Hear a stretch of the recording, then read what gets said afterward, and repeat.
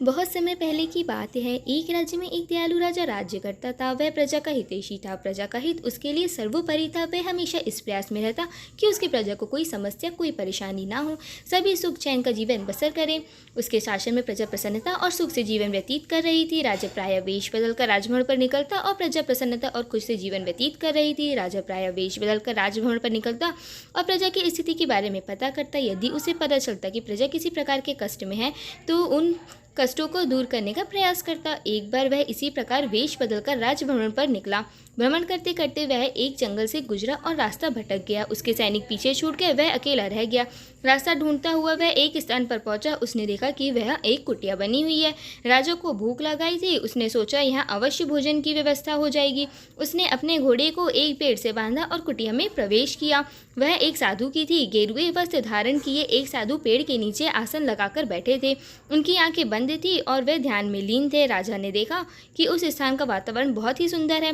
पेड़ पौधे हरे भरे हैं जिनमें फूल और फल लदे हुए हैं। पंछी उन्मुक्त होकर विचरण कर रहे हैं। राजा ये देखकर बड़ा प्रसन्न हुआ। वह साधु के पास गया और उन्हें प्रणाम कर कर उसके सामने घुटने के बल बैठ गया। साधु ने आहट पाकर आंखें खोली और अपने सामने एक नौजवान को पाया। उसके मुख का तेज देखकर ही साधु समझ गए कि वह कोई राजसी व्यक्ति है। राजा ने उन्हें बताया कि वह रास्ता भटक गया है। साधु ने उसे अपने आश्रम में शरण दी। खाने के लिए मीठे फल दिए। राजा ने कभी उतने मीठे फल नहीं खाए थे।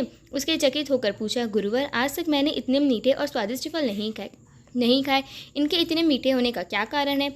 साधु ने कहा, इस राज्य के राजा अत्यंत दयालु और न्यायप्रिय हैं, इसलिए यह फल इतने मीठे हैं। जब तक वह अपनी प्रजा का हितैषी रहेगा, दिन दुखिया का सहायक रहेगा, यह फल ऐसे ही मीठे रहेंगे। राजा को ये बात सुनकर बड़ा आश्चर्य हुआ। उसके लिए इन बातों पर विश्वास करना कठिन था। जब साधु से आज्ञा लेकर वह लौटा तो उसने निश्चय किया कि वह इस बात का परीक्षण अवश्य करेगा। उसे अपने सैनिक मिल गए। वे जंगल से उसे ढूंढ रहे थे। वह अपने राज्य लौट गया। वापस लौटने के बाद उसने प्रजा पर जुल्म ढाने शुरू कर दिए। उसने किसानों पर लगान बढ़ा दिया और प्रजा को नाना प्रकार कर लगा दिए। अब वह अपना धन भोग विलास में खर्च करने लगा और प्रजा की ओर से उदासीन हो गया।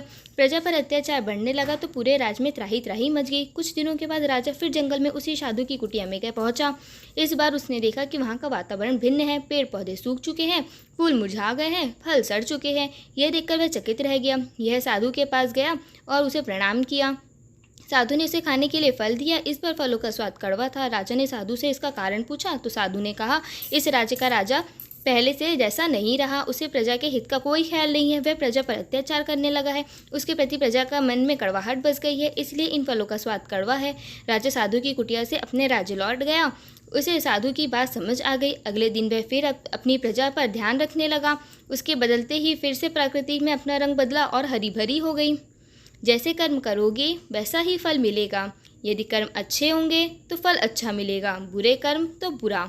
यदि हमें किसी की कड़वाहट देंगे तो बदले में हमारे जीवन में हमें भी कड़वाहट घुल जाएगी। इसलिए हमेशा सबका भला करें। दोस्तों, अगर आपको हमारी वीडियो पसंद आई हो तो आप वीडियो को लाइक, शेयर, कमेंट करिएगा, चैनल को सब्सक्राइब करिएगा और बेल आइकन पर क्लिक करिएगा। Thank you.